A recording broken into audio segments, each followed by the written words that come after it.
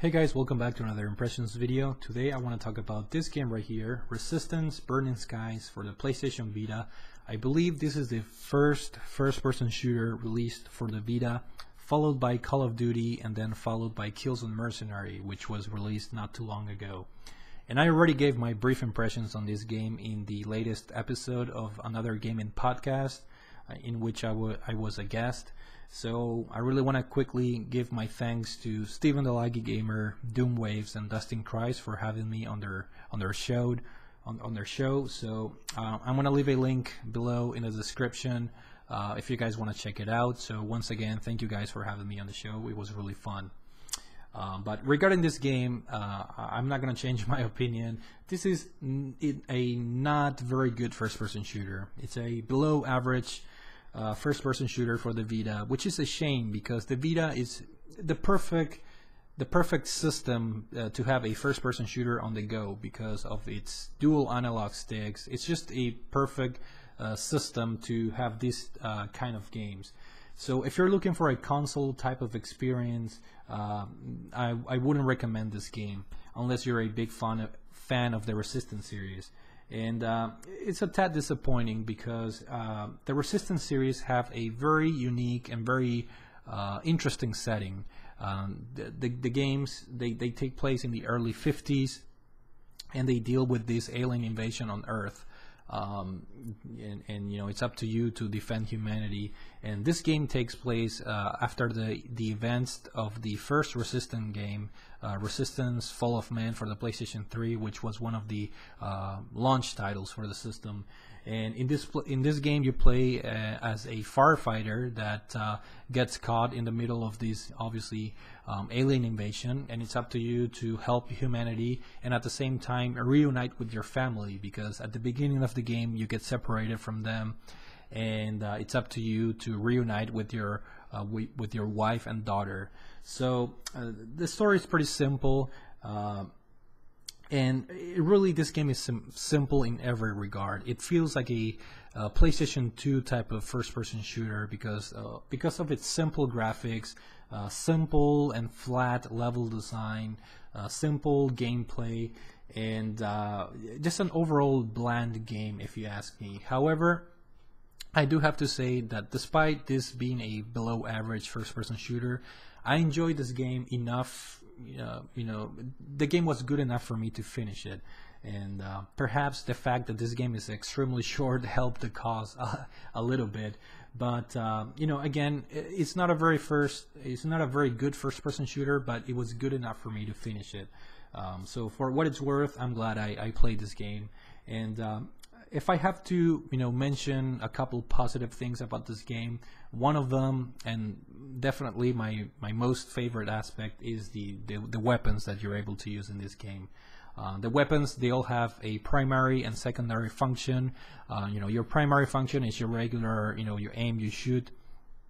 And your secondary function makes use of the PlayStation Vita screen features. So, for example, certain weapons, if you tap on the screen, you shoot this, you know, grenade launcher type of, you know, ammo or shot to kill a lot of enemies. There's this other weapon where if you swipe your fingers, you create this shield that protects you from enemy fire for a few seconds.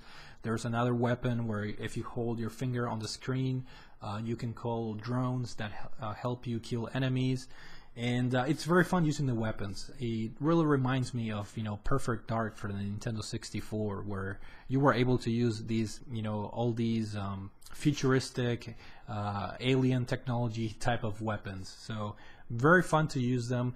Unfortunately, the AI in this game is not very good. The computer in this game is pretty dumb.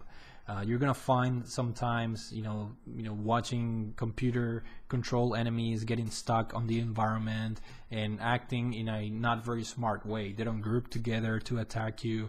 So this game is, you know, easy because of the not very smart AI, unfortunately, which affects a little bit the enjoyment that you get from using the weapons.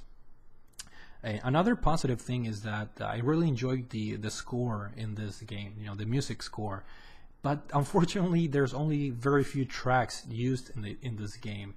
for the most part, you're gonna find yourself, the game only uses sound effects. So all you're gonna hear is the sound of your weapon, and the sound of the aliens, you know, screaming at you, and the sound of the dialogue from the NPC characters that talk to you throughout the game. So it's really a missed opportunity, in my opinion, because whoever composed you know, the score for this game did a really good job, but you know, the frequency in which they use the music in this game is so little and so low that it's really a shame, because the regular sound effects in this game are pretty horrible. Again, they feel like a dated PlayStation 2 first-person shooter, which is a shame. Now, as I mentioned, this game is pretty short. I was able to beat it in around 6 hours. And if you're into collecting trophies or platinum trophies, this is the game for you, because getting the platinum trophy in this game is extremely easy. Basically, all you have to do is finish the game and then compete in one round of multiplayer, which, by the way, I finished the game, I got my trophy, and I only needed one trophy for the platinum. So I went online to play one round, and the game is completely glitched and hacked. I kept getting killed every time I respawned. Within a second or two, I was getting killed left and right, and there were people, you know, hacking the game or glitching it on the opposing team, and I ended up the same guy killed me like 20 or 30 times within one round. So I don't know why people do that. It's pretty stupid. I don't know what kind of enjoyment they get by cheating. But anyways, I got my trophy and I got the hell out of the multiplayer mode. So very easy platinum trophy if you're into that. And as I mentioned, short game, really easy game, no matter what difficulty you play on. However, I do have to say that the final boss in this game is hard as hell. So be aware of that. Don't throw your Vita, you know, against the wall. The final boss is very frustrating, and I had to retry it a couple times. So it was somewhat of a frustrating boss battle at the end. But overall, just to close the video out, a very simple game.